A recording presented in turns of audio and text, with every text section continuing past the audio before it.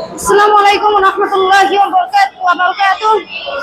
এই যে আপনারা দেখতে পাচ্ছেন আমাদের আল কলম হিফজ মাদ্রাসায় সুশৃঙ্খলভাবে মাননীয় প্রধান অতিথিদের স্বাগতম জানানোর জন্য আমাদের সুশৃঙ্খলভাবে লাইনের মাধ্যমে নিয়ে যাচ্ছে। আমরা সবাই শৃঙ্খলার সাথে একসাথে যাচ্ছি। আমাদের ওস্তাদরা আমাদের খুব শৃঙ্খলভাবে আমাদের নিয়ম কানুনগুলো শিখিয়ে দিচ্ছে, কিভাবে আমরা আমাদের অতিথিদের স্বাগতম জানাবো, তাদের সম্মাননা দেব। আমাদের মধ্যে উপস্থিত থাকবেন প্রধান মাননীয় জেলা প্রশাসক ঝিনাইদহ, মাননীয় অতিরিক্ত জেলা প্রশাসক ঝিনাইদহ, মাননীয় উপপরিচালক ইসলামিক ফাউন্ডেশন এবং আমাদের সম্মানিত চেয়ারম্যান আল কলম ফাউন্ডেশন। সবাই উপস্থিত থাকবেন।